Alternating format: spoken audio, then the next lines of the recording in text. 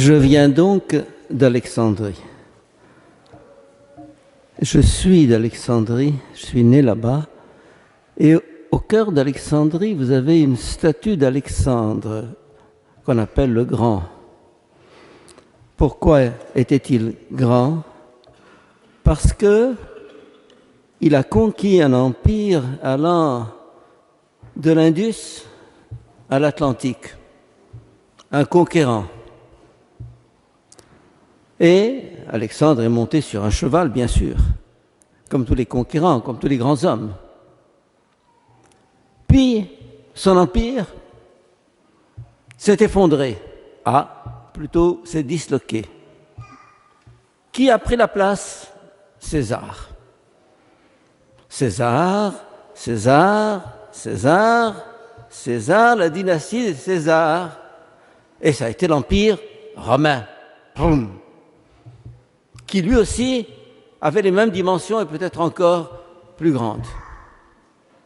Ça a duré 1000 ans. 1000 ans. Et puis, l'empire romain s'est effondré. Et puis, vous avez eu Charlemagne. Votre grand Charlemagne. Magnus, le grand. Alexandre le grand. Charles le grand.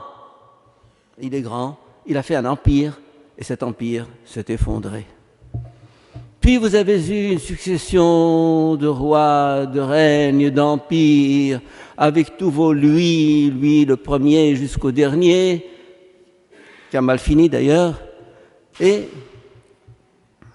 puis il y a eu Napoléon.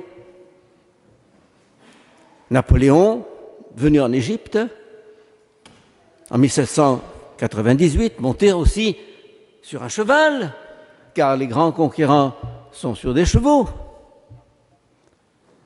Et puis, ça a mal fini. Et nous avons eu Mohamed Ali qui a fondé la dynastie des rois d'Égypte, lui aussi monté sur quoi? Sur un cheval, comme tous les conquérants. Faut bien, non? Et puis, avec Farouk, son empire s'est effondré. Et vous avez eu la succession, je ne vais pas faire de la politique maintenant. Et voilà que, aujourd'hui, nous voyons un roi. Boum, monté sur un cheval? Bien sûr que non. Un âne. Un âne. Oh mon Dieu, c'est pas glorieux, un âne. Mais pourquoi n'a-t-il pas choisi un cheval? Pourquoi? Mais parce que le cheval, signe de grandeur et de force et de conquête, est remplacé par un âne. Jésus, en venant sur un âne, indique le signe de sa royauté. C'est une royauté pas comme les autres. C'est un empire pas comme les autres. Un empire d'un type nouveau. Il n'ira pas de l'Indus à l'Atlantique. Il ne conquérera pas l'Europe. Si, politiquement, oui. Historiquement, oui. Mais quel type d'empire? Quel type de royauté? Quand on l'a interrogé, quand Ponce Pilate l'a interrogé la veille de sa mort, « Tu es roi ?» « Oui, je suis roi. » « Mon royaume n'est pas de ce monde. » Alors, royaume politique, ça tombe, ça s'écroule, ça s'effondre. Les royaumes politiques, le carnaval des empereurs et des rois et des chefs, s'est tombé, s'est effondré. Il vient pas comme chef politique. Il a refusé le pouvoir politique. Il sait ce que signifie la politique. C'est pourri. Et vous le savez aussi bien que moi, la politique. Il vient par la petite porte. Il vient par la porte arrière. Il vient par la porte du cœur. Du cœur. Conquérir des empires, ne l'intéresse pas. Conquérir des territoires ne l'intéresse pas.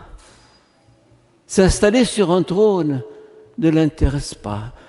Le seul empire qui l'intéresse, c'est quoi? C'est le cœur de l'homme. Le seul trône qui l'intéresse, c'est quoi? C'est le cœur de l'homme. Il vient par la petite porte, la porte de l'amour. Et c'est là qu'il règne. Et ce règne n'aura pas de fin. Il n'y aura pas de l'Indus à l'Atlantique. Tant que Dieu ne règne pas sur l'homme, il ne gagne rien. Ça n'aboutit à rien.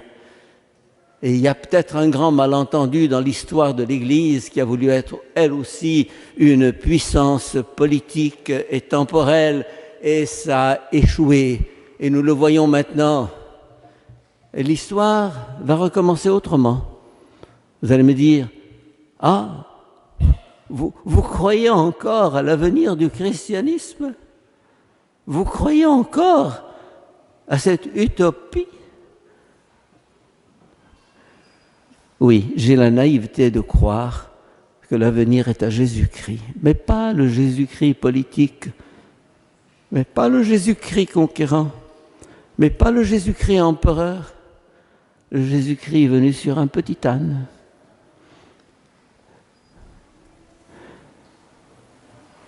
Sur le calvaire est mort le roi des Juifs. Le troisième jour de la résurrection est né le roi du monde. Le roi des Juifs est mort. Finita la musica. Fini. Il n'est plus le roi d'un petit peuple, d'une race, d'une tribu. Il est le roi du monde. Il est le roi des cœurs. Et c'est celui-ci que nous acclamons aujourd'hui lorsque nous avons brandi nos rameaux là tout à l'heure sur le quai du port. Nous avons dit, nous acclamons notre chef et notre roi. Attention au malentendu, il est chef et roi autrement que nous ne le pensons. Et si l'avenir est à Jésus, c'est parce que l'avenir est à l'amour qu'il a proclamé, manifesté et vécu jusqu'au bout. Amen.